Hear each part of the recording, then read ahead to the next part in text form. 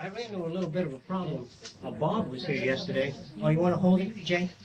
Bob was here yesterday, and he said that he brought up an interesting point. He said, you can't demonstrate the fact that ESP doesn't exist. And instead of saying it doesn't exist, why don't you just say that we don't have any evidence to support its existence, and instead of saying flatly it doesn't exist. Now, a lot of people feel that that's a very valid point.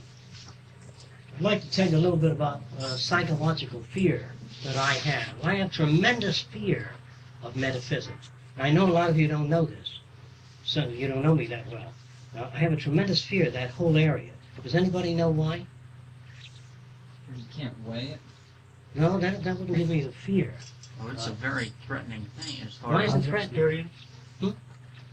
Why is it threatening? Because, well, it could, it's not based on any type of physical representation, and it could turn into another Inquisition. Right. In other words, once I tell you my dead grandmother comes every night, she's only visible to me. And I may have, a lot of you people are probably not aware of things like this. If you are a particular kind of technician, particular kind, your dreams are technically clear in whatever field you work on. Now, if you're metaphysical and hardly know the difference between a ghost and St. Elmo's fire, and a weeping cat and a dead child, if you have a child that died and you're very concerned and locked on, I said a Siamese cat is whacking away outside the window, you might say, Mommy, I don't know what you'll hear with your metaphysical background, and I'm very much afraid that once I turn around and say, the devil has possessed you, I feel it. The whole fucking country can go insane. And so metaphysics to me means people go off the deep end by their beliefs and inclinations with less and less verification. You know, you're a witch. I'm a witch. A warlock. The powers have been given me to heal you. And you know, you get all kinds of shit, all varieties of it growing in different directions. Then you get a guy called the true warlock. Another book will come out. The phony warlocks. The warlocks that are low-grade warlocks with a high-grade warlock.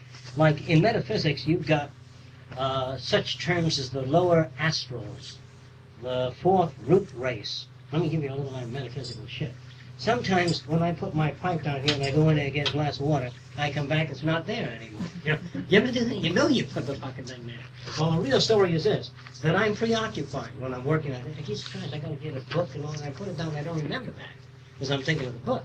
That's what happens. And I usually put my pipe there. But if I put my pipe down and say, now, Fresco, it's in the pencil rack. I never forget it. But I don't do that, because I usually think, oh, the coffee is overflowing. I run in there and I don't know where to put it, because this is the only available surface. Since I don't look, some people are so conventional, they couldn't put a pipe anywhere but in the ashtray, because it says ashtray. They respond to the law like that. So what happens is a lot of people don't operate in disciplines a certain way. And if you get into this root race shit, I can think some lower astrals have come around to harass me. You know what I mean? Now in Hawaii, in the South Seas, they have them too. They're called the mini hoonies. They're little people. And they'll solve a problem for the natives. If they have a problem, then they'll all go away. And they say, what happened? Everything seems to be fixed. The mini hoonies do it. See? Or everything is not going well. Well, mini hoonies usually fix things. And in Ireland, it's the leprechauns. Now, I can turn around and say that goddamn fifth root race. You see me? Or I put this glass of water here. I know I put it there, and I go in the other room, and I come back, it's on the floor. Goddamn lower astrals. Now, if you think people die and come back to harass you, then God is criminally insane. In other words, if these people can organize and go back to Fresco and put his pipe here, if this is all they've got to do, if this is the highest form of life called man, I know that a pig doesn't come back to do that. And if man comes back to harass me and take this fucking pencil and put it there, you know, then the shit that people believe in is so fantastic. They believe that we are the fourth root race, and that we're evolving up and up to become one with cosmic consciousness, one with the Godhead. Now, a lot of these people believe that all people are gods unto themselves in the process of evolution, and they're evolving. But they have to let go of material things, because material things interfere with the spiritual. Now, such things as lust and wanting money and power, all of that interferes with your carefree love of life. And you will find a correlation, I think you might if you come here often enough, between what I say and not all of youth, but a great deal of youth. At the university level, a lot of college kids still believe in war, in a world free of war. They'd like to see a world in which there's peace and harmony and warmth and love. And what happens to these kids when you start talking about a world without profit and without fighting? They stand up and they do this. Once they get out into the world and get their business going and start smoking these 50-cent cigars and get a Mercedes, a Cadillac, big house and going for a yacht, and you say, what happened to the anti-war shit? I was a kid then, you know.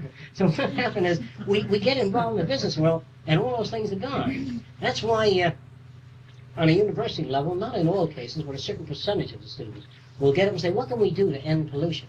The adults, we've always had pollution and you're always going to have it. And they've been beat down and shit because as kids they came up with their ideals.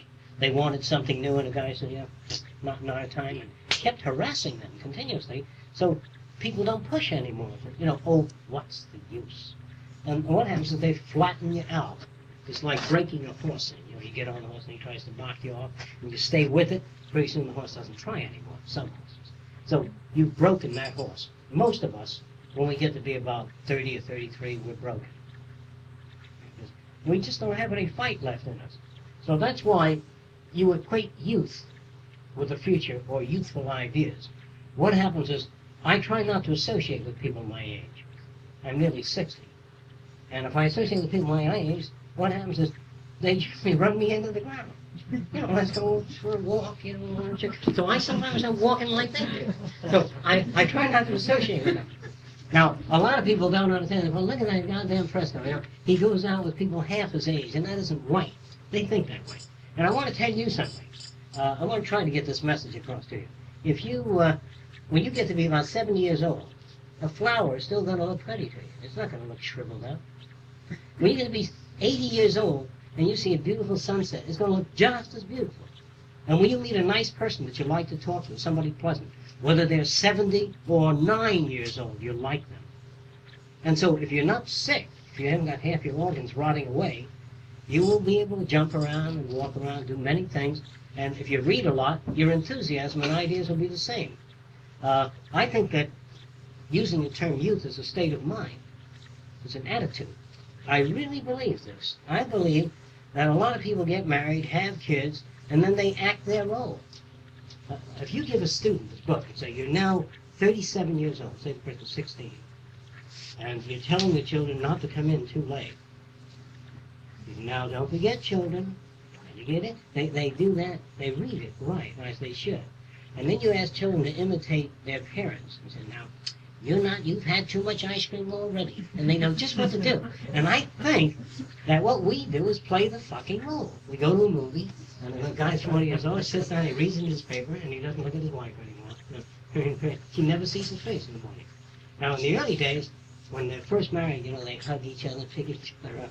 And then after a while, all she sees is the newspaper. And he says, you know, he's reading the sports page, and she says, you don't talk to me anymore. He says, well, what are we going to talk about? And so what happens is we keep getting off and pulling into ourselves because we find it takes too much effort to deal with another person. In the early days, youngsters deal with each other. Say, you know, what do you want to do? We'll go swimming. They both go swimming. Okay, they go to the library together. They go to a movie together.